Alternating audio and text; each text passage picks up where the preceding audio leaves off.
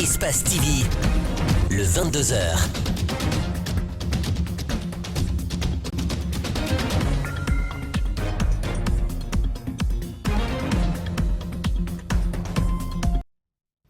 Vous regardez Espace TV, merci de votre fidélité et bienvenue dans ce 22h dont voici le sommaire.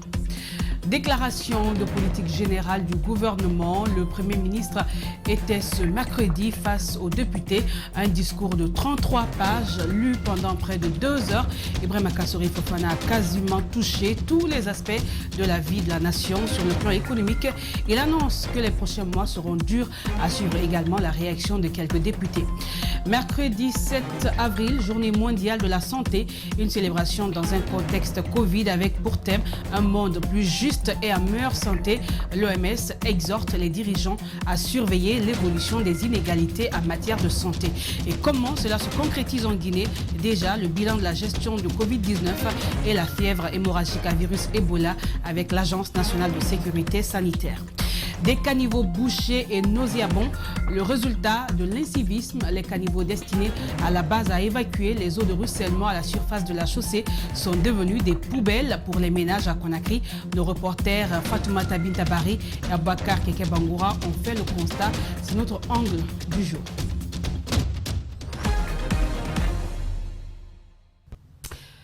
Le Premier ministre a présenté la politique générale du gouvernement aux députés ce mercredi au Parlement. Après un long débat qui a duré toute la journée, les élus ont adopté la déclaration à l'unanimité. Ibrahima Kassory Fofana a presque touché tous les aspects de la vie de la nation. Dans le secteur économique, par exemple, le chef du gouvernement a déclaré que l'année 2021 sera difficile. Suivez avec nous un extrait du discours du Premier ministre au micro de Mamoudou Bouléré Diallo et d'Aboubacar Dine Kama. Quand je dis aux Guinéens, dans une de mes communications, l'année 2021 va être dure, on dit de quoi il parle. Je parle de ce que je sais. En effet, la rareté des denrées alimentaires et d'autres produits, surtout industriels et agricoles, provoque une très grande augmentation des prix dans le pays. C'est ce qui explique que les prix des denrées de première nécessité comme le riz, la farine, le blé, le sucre, le lait subissent le coût élevé des transports qui a doublé pour les conteneurs. C'est une réalité. Demandez aux commerçants. Le transport de l'extérieur vers la Guinée par mer, ils payaient hier 3-4 000 $, aujourd'hui ils payent 8, 10, 12 000 $. Comment voulez-vous qu'ils conservent leur prix dans ce contexte? Donc tous les pays connaissent une crise profonde qui affecte considérablement les conditions de vie des populations et leur pouvoir d'achat. La Guinée, malheureusement, n'échappe pas à la crise économique et financière mondiale et ses conséquences sociales dramatiques. Le gouvernement doit donc avoir le courage de dire la vérité au peuple de Guinée. L'année 2021, je le répète, ne sera pas une année facile. Ibrahima Kassory Fofana ne s'est pas limité là. Il engage son gouvernement à faire le nécessaire afin de résoudre la crise. Suivez. Pour éviter que cette situation se prolonge pour l'année 2022, le gouvernement est en train de s'engager dans une politique tant agricole qu'industrielle pour rendre notre pays moins dépendant des conditions du marché international. C'est pourquoi le gouvernement s'engage dans une politique de double révolution agricole et industrielle. Non seulement pour assurer l'autosuffisance alimentaire, mais transformer aussi nos produits agricoles et industriels afin d'en maximiser les valeurs ajoutées. Ce qui explique que Monsieur le Président de la République mène une campagne pour encourager tout le monde à cultiver, y compris moi, tous les ministres, tous les hauts cadres, tous les députés, tous les hommes d'affaires. Tout le monde doit s'engager, tous dans l'agriculture et l'élevage, tout en accompagnant les cultivateurs et les éleveurs traditionnelle.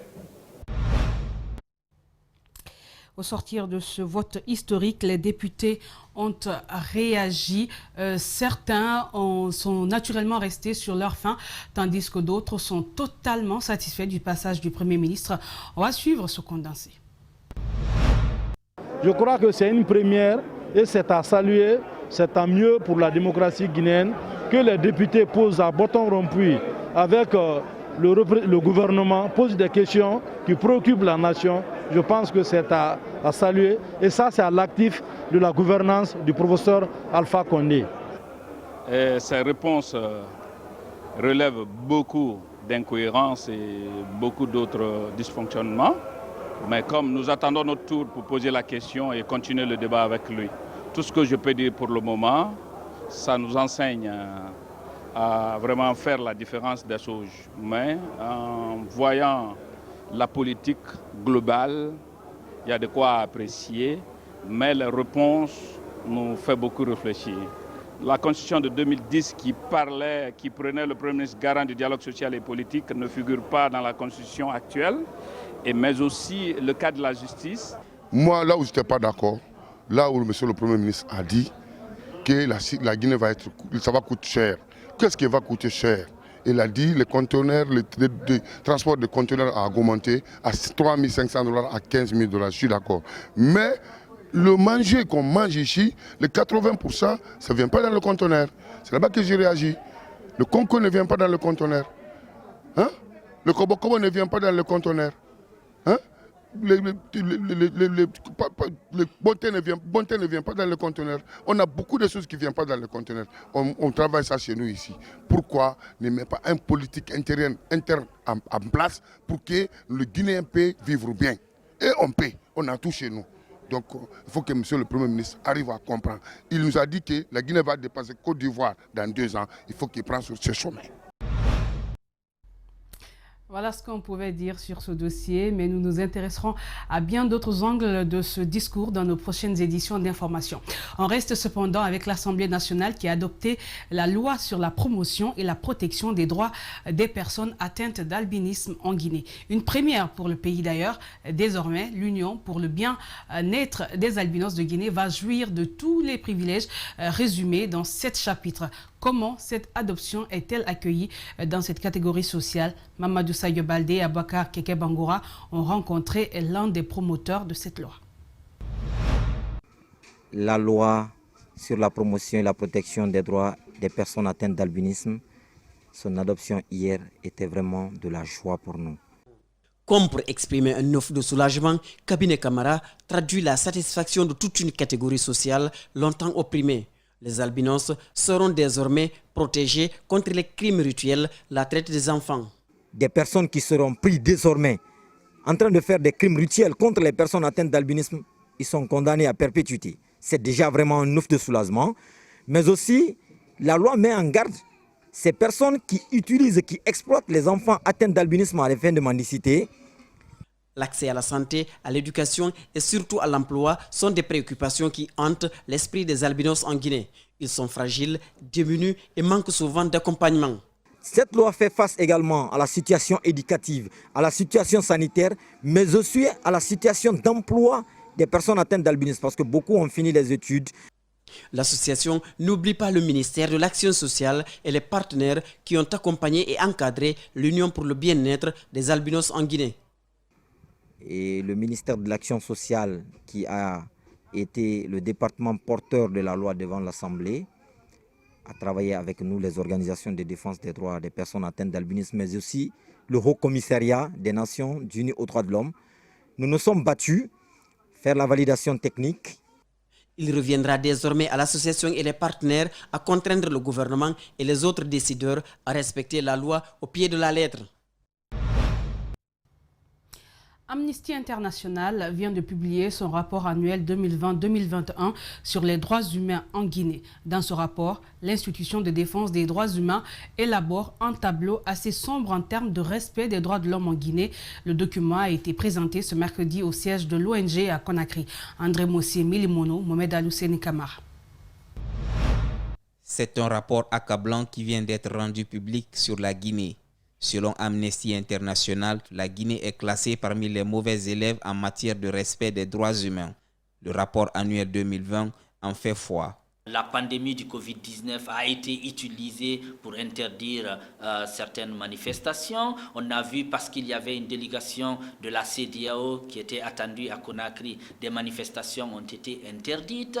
On a vu dans certaines communes où, soi-disant, pour garantir la paix, et donc on a interdit des manifestations. On a enregistré énormément de cas de mort lors des différentes manifestations et de nombreux blessés qui sont aussi mentionnés dans ce rapport. Un autre volet qui est traité dans ce rapport, c'est le droit à la santé. Dans le même document, l'ONG traite la question des détentions prolongées dans les prisons du pays. Elle estime que les délais de détention provisoire ne sont pas respectés pour certains citoyens qui continuent de croupir dans les maisons de détention.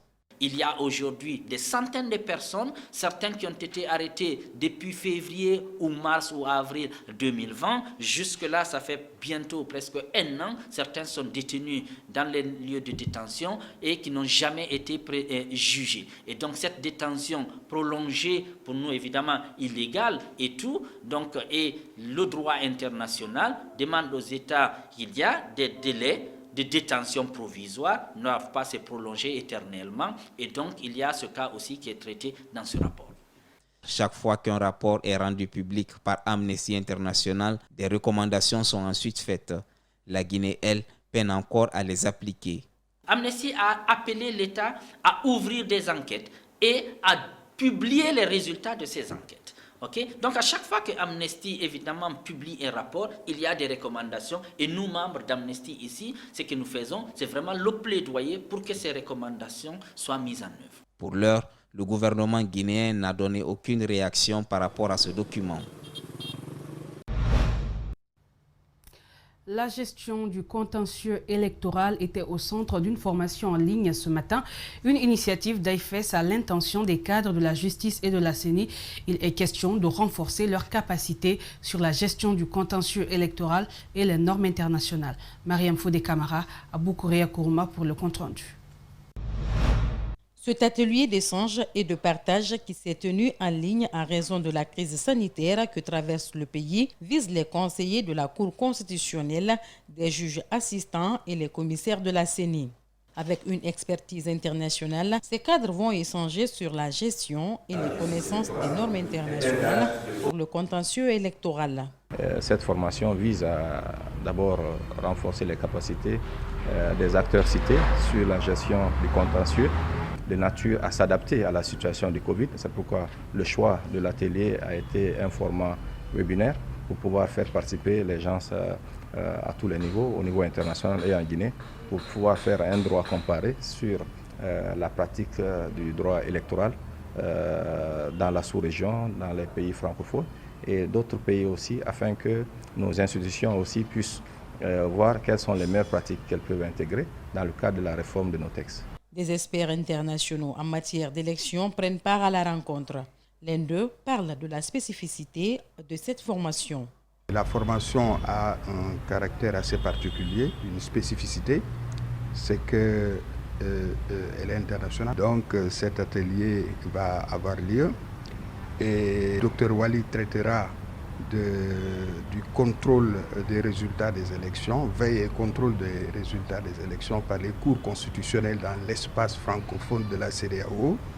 Et Mme Tiffaine Roblo parlera des normes internationales qui sont prévues par AIFES.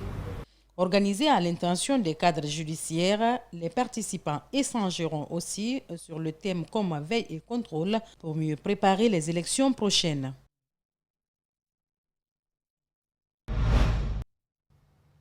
Je vous l'annonçais dans les titres, ce mercredi marque la journée mondiale de la santé, une occasion mise à profit pour faire le bilan de la gestion des épidémies qui sévissent dans le monde depuis un certain temps. Un monde plus juste, en meilleure santé, c'est le thème de cette année. Pour l'occasion donc, l'Agence nationale de sécurité sanitaire a dans un entretien accordé à notre rédaction dressé le bilan de la gestion du Covid-19 et la fièvre hémorragique à virus Ebola qui sévissent en Guinée depuis plusieurs mois. Le point de la situation avec Ali Badara Kamara et Ibrahima Souri Kamara. Le 12 mars 2020, la Guinée a enregistré le premier cas de Covid après avoir testé une femme en provenance de l'Europe. De ce cas, la chaîne de contamination a suivi son chemin. 13 mois après, aujourd'hui, ce sont 20 554 personnes qui ont été testées positives à la Covid-19. 18 300 personnes déclarées guéries et 131 décès hospitaliers selon l'Agence nationale de sécurité sanitaire. Et notre système a pu détecter cette dame qui est arrivée à l'aéroport de Conakry qui provenait de l'Europe, donc qui a été testée positive. Donc depuis ce 12 mars jusqu'à maintenant, nous avons 20 554 personnes qui ont été testées positives. Et malheureusement, on a enregistré 131 décès. Cependant, il y a 18 300 personnes qui sont sorties guéries. Donc notre taux de guérison est autour de 89%. À date, 836 personnes seraient hospitalisées dans les différents centres de traitement épidémiologique de la capitale et à l'intérieur du pays. 67 000 personnes ont reçu les premières doses de vaccins Sinopharm et Sputnik V. 7 544 personnes ont reçu les 2 doses. Et jusqu'à hier, on avait vacciné plus de 67 000 personnes avec la première dose. Et il y a 7 000 et quelques personnes qui ont reçu déjà les 2 doses, quel que soit le type de vaccin. Parce que ce qu'il faut noter ici, certains pourraient dire est-ce que... Mais quand on prend le Sputnik V comme première dose, la deuxième dose va être le même type de vaccin.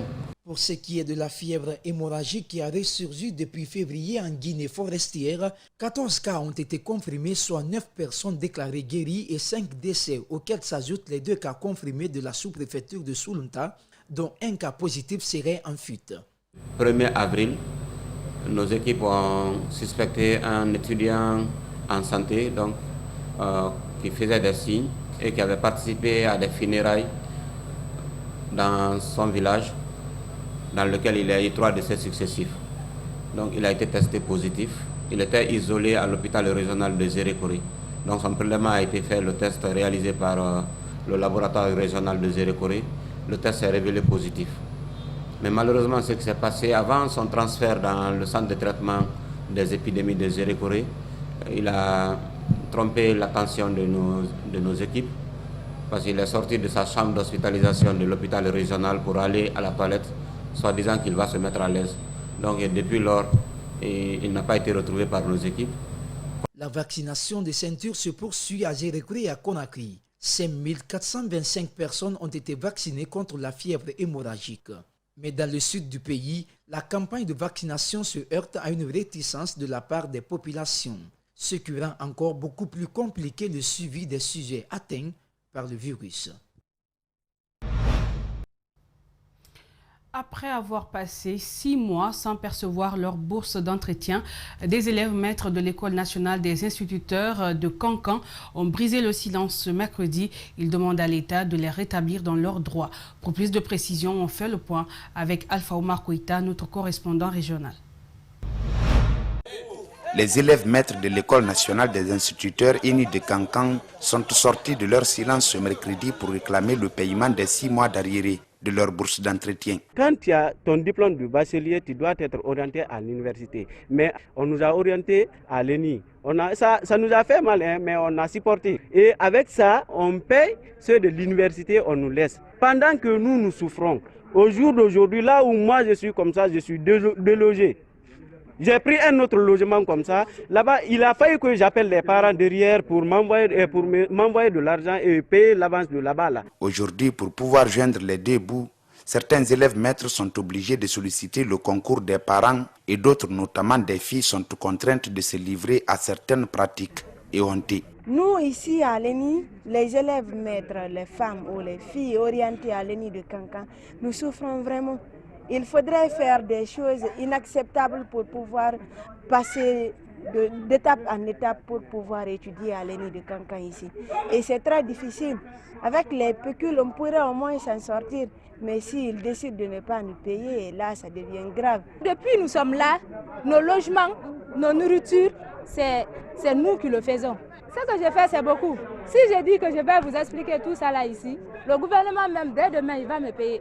Parce que ce que je fais survenir à mes besoins, je le sais. Tout ça là pourquoi? Parce que le gouvernement refuse de nous payer à temps. Sans notre argent, nous ne pouvons pas continuer comme ça, nous souffrons beaucoup. Interrogé sur les raisons du retard de ces bourses d'entretien, Oumar Kaba, le directeur des études de l'ENU de Kankan, répond. Je ne peux vous dire exactement ce qui explique le retard. Vous savez, le circuit financier est très lent. Ne sachant plus à quel sens se vouer, ces jeunes frustrés sollicitent l'implication personnelle du chef de l'État afin qu'ils soient rétablis dans leurs droits. Nous demandons au président de la République de nous assister parce qu'un formateur mal à l'aise ne peut pas former quelqu'un. Donc nous le demandons, nous le supplions de se mettre à nos places pour pouvoir nous comprendre.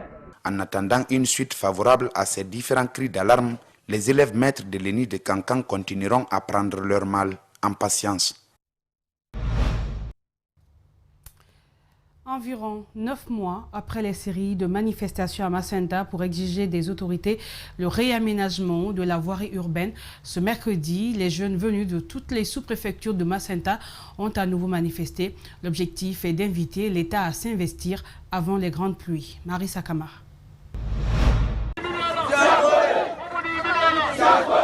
Les citoyens de Macenta ne comptent pas s'arrêter là.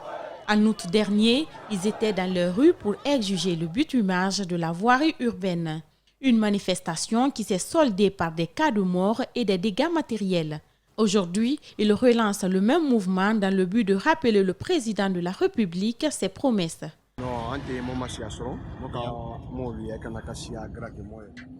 Jusqu'à présent, nous n'avons pas de route. Ils ont gratté la route, alors que gratter n'est pas une solution. Pendant la saison des pluies, la ville de Macenta a enregistré une forte pluviométrie que les autres régions. Nous demandons au président de la République de pardonner pour tenir sa promesse afin de bitumer la ville.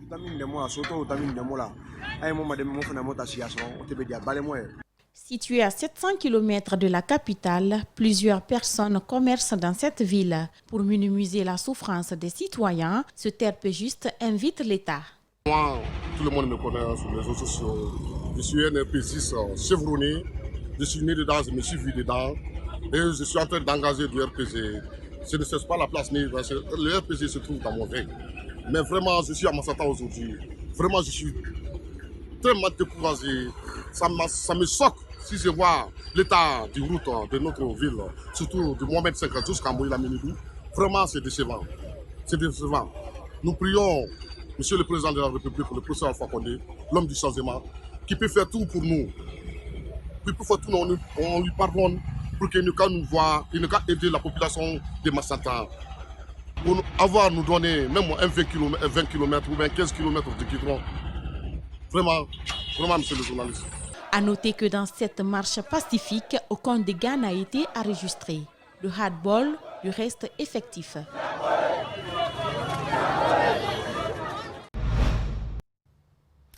On vous l'annonçait hier, le secrétaire général de l'ASK, Aboubacar Touré, est candidat à la présidence de la FEGIFOOT.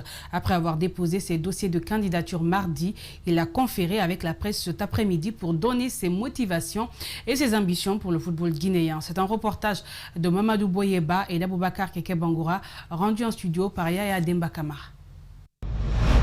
Le secrétaire général de l'association sportive de Kalem depuis plus de 10 ans, Aboubacar Touré estime qu'il est temps de mettre son expérience à la disposition du football guinéen. Depuis 10 ans, je suis dans ce milieu. Donc aujourd'hui, je me suis dit que j'ai atteint un niveau où il faut vraiment aller à un autre palier. Et ce palier-là, c'est quoi? C'est à la FEGIFOOT. J'ai impressionné la sous-région. Et j'ai eu la chance de coopérer, de discuter avec certains de mes homologues secrétaires généraux. Cela me permet aujourd'hui vraiment de briguer à cette présidence. Le candidat dit avoir un bon programme axé sur la bonne gouvernance et la formation. Il couvre aussi bien l'administration que les clubs. La bonne gouvernance. Le deuxième, c'est pratiquement l'investissement au niveau de la formation. Ça, c'est tant au niveau de l'administration fédérale qu'au niveau des clubs. Maintenant, le troisième axe, c'est la professionnalisation du championnat guinéen. Le quatrième axe, c'est le développement des infrastructures. Maintenant, le dernier, c'est la promotion du football féminin. Touré a manifesté son intention de briguer la présidence de la FEGIFOOT au lendemain du désistement des KPC. Pour certains observateurs, il fait juste de la figuration ou agit au compte de Super V, l'ancien président de la FEGIFOOT. C'est en toute responsabilité que j'ai pris la décision de briguer à la présidence de la FEGIFOOT. Il faudrait que les jeunes osent. Dans les conditions normales, c'est notre génération qui devait aujourd'hui gérer cette FEGIFOOT. Ce n'est pas sorcier, comme je l'ai dit tantôt. Donc, je ne peux pas être marionnette de Super V.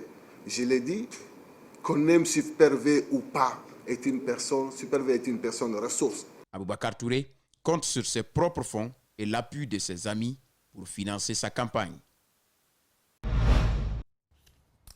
L'université Victor Hugo se distingue par sa stratégie dans la formation des étudiants. En fonction des offres d'emploi sur le marché, les étudiants sont formés, offres d'emploi ou pas. Les 68 nouveaux diplômés, toutes options confondues, se disent prêts à expérimenter des projets montés. Ils l'ont dit au micro de Mamadou Sadio Badé et de Djibril Kamara qui nous signent ce reportage. L'université Victor Hugo se distingue par l'orientation des étudiants en fonction des demandes d'emploi sur le marché. Avant même la fin de la formation des étudiants, ils auront effectué des stages de formation. Une stratégie coûteuse mais payante. Bon, moi je dirais qu'on ne fait pas des études juste pour avoir des diplômes. Ce n'est pas pour avoir des papiers, mais c'est pour avoir des compétences qui sont demandées sur le marché. Et nous, à l'École supérieure de commerce et de gestion, on a fait des enquêtes de terrain avec les entreprises. On a vu les domaines dans lesquels on est obligé d'aller chercher à l'étranger. Par exemple, quand vous prenez marketing, communication, en général, tout le monde va économie, gestion. Des études de terrain ont montré que la quasi-totalité des étudiants diplômés de cette université ont trouvé de l'emploi, comme le confirme le recteur. Nous avons fait un sondage des étudiants sortants, d'abord de master, où 100% de ceux qui n'étaient pas en situation d'emploi ont déjà trouvé un emploi. Les étudiants ont le moral gonflé et l'espoir grand. Le problème d'emploi ne se posera pas de toutes les façons. Certaines ont mûri des projets et il ne reste que des financements pour se lancer dans la vie active. Ce que j'ai appris ici à Victor Hugo, je suis sûre et certaine que je vais avoir de l'emploi. Si je n'arrive pas à trouver de l'emploi maintenant là, je compte entreprendre parce que déjà j'ai des projets dans la tête que je compte développer et enrichir dans le futur. La première promotion de licence ESTG, la 6e promotion BTS et la 7e promotion GYM se disent toutes prêtes à affronter le marché de l'emploi. Il y a 3 ans de cela, nous arrivions à l'université Victor Hugo, comparable à des fœtus affamés de connaissances.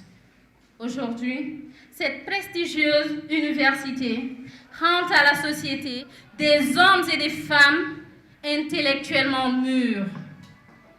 Ces étudiants sortants, venus diverses horizons, vous disent par ma voix qu'ils sont prêts à compétir avec les professionnels du reste du monde. Avec le système LMD, l'université Victor Hugo comprend bien et prépare ses diplômes à d'éventuelles études post-universitaires.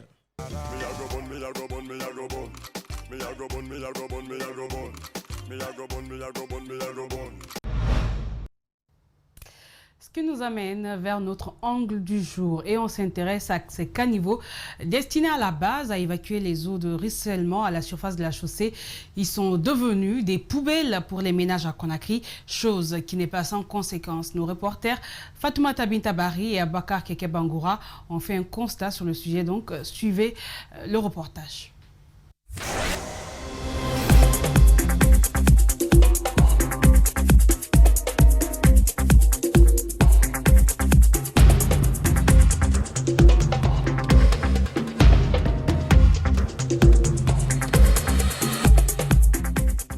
Construits pour évacuer les eaux de ruissellement, les caniveaux à Conakry sont progressivement devenus de véritables poubelles. Déchets lourds, ordures ménagères et eaux usées, tout s'y trouve avec une puanteur qui gêne en premier les riverains proches de ces caniveaux.